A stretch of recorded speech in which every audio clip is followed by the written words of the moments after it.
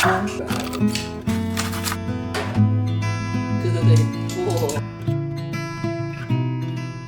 I'm Kyle. And I'm Michelle. And we're Semi Homesteaders. Today we're going to be doing some dehydrating. And if you've never done that before, you're not familiar with it, you definitely want to stick around to find out how helpful this is going to be for you and your kitchen. The first thing to do with your strawberries is wash them and dry them. And then you're going to want to core them. And you can see I've got this cute little gadget that I'm using. There are a million different gadgets that you can use, and you can just use a paring knife. So you just do whatever works for you, but I just sometimes like to use cute little fun things that make me smile, and that definitely does it. And as you can see in the video, it also works pretty good. We sure are glad to have you here. So while you are here, go ahead and like and subscribe, share, and comment while you're at it. We sure do appreciate it.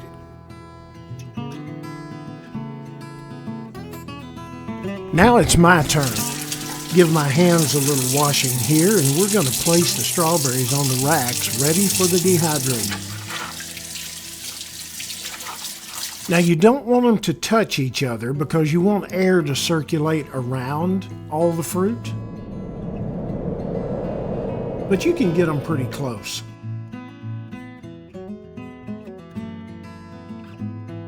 We're using a Cosori stainless steel dehydrator. Now, to be perfectly honest, I've never heard of Cosori in my whole life, but I will say we've really had good luck with it. It's done a good job. We're going to go ahead and start prepping our apples now. We're going to peel them. And then after we get them peeled, we're going to core them. And there are several different tools that you can use to do that. You're going to see here what tool we're using. But it's just important to do that if you want to do them in slices or rings like we're going to do. Once you core that, you're just going to slice them.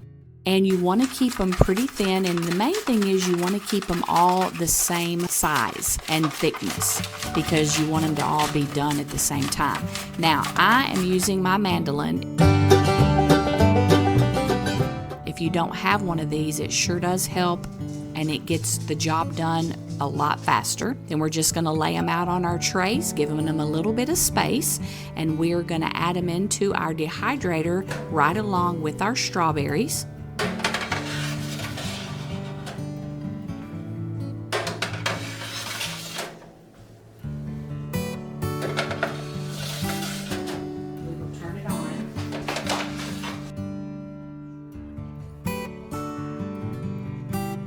And then, we're going to go ahead and we're going to get the timer set. This is a very simple dehydrator to operate. Just touch the button for the temp, which we're going to put it at 145. Then you touch the button for the time. And I set it on here for 5 hours and 30 minutes, but I'll go ahead and tell you it took about another hour and a half to get these the right texture because you definitely want them to have a snap when they're finished. While the strawberries and apples are dehydrating, we have a special treat that we're going to work on. I don't know if you could tell because it wasn't up close, but that was a handwritten recipe by my mother.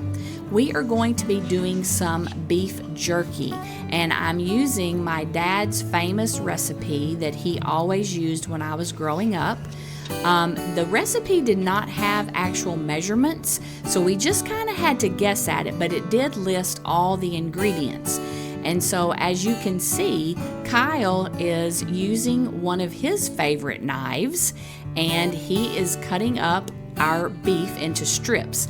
Now, we just used a sirloin tip roast for this. You can pick the beef of your choice or the cut of meat that you like to use.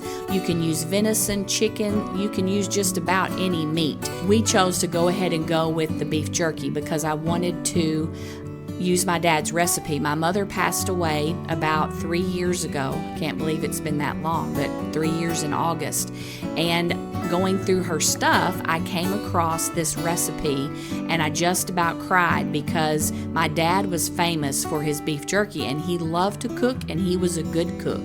And so to be able to find this and use these exact ingredients that he used just makes this very special. And I'll go ahead and tell you, as the dehydrator was running after we put the beef in it, I could just, the whole kitchen had this aroma in it. And with every smell, it would just take me back to our little house, our little trailer actually in Michigan, where my dad would have that oven going for days because he would get a deer and we would do tons of jerky. I just love it when you have a recipe that can take you back to a special moment like that just with one big whiff.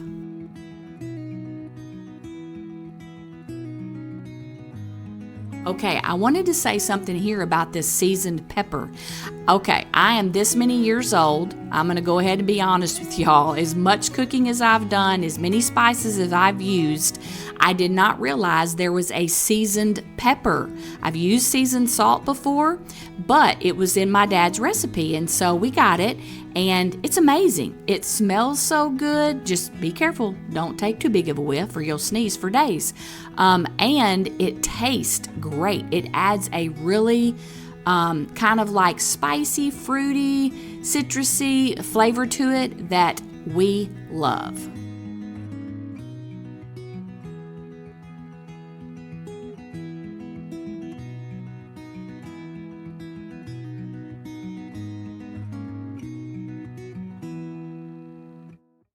Now what I'm doing here is just layering and marinating. This is going to sit in the fridge for at least 12 hours in all this goodness.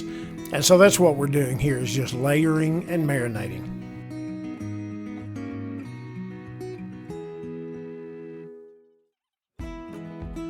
Okay, it looks like our apples and strawberries are finished. Let's take a look. Now this is very important when you're dehydrating fruit.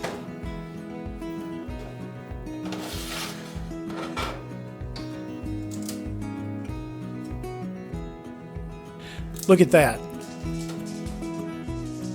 Watch one more time. It has a snap. That is very important. You know that it's finished when it has that snap. And it's important in the jars. Once you get your jar filled, if you can turn that jar upside down, and the contents should be able to move freely. They should fall freely from the bottom of the jar. If they stick to the bottom, or if they clump together, it's probably not dry enough.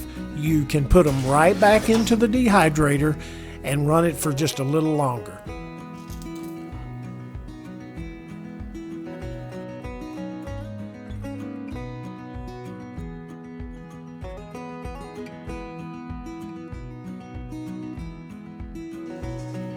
Miss is filling up the tray again, this time with the beef to make the jerky. And again, try not to let your contents touch. You want that air and that heat to move around it freely.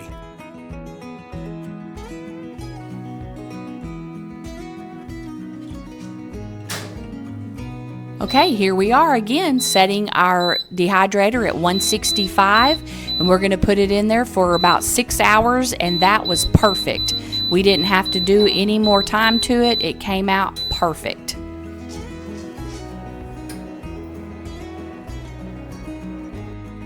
I will say this as I'm putting the jerky there in the jar. When your dehydrator quits, you want to let it cool. Just like when Kyle was talking about the snap, you need to let it cool before you can really have a good result.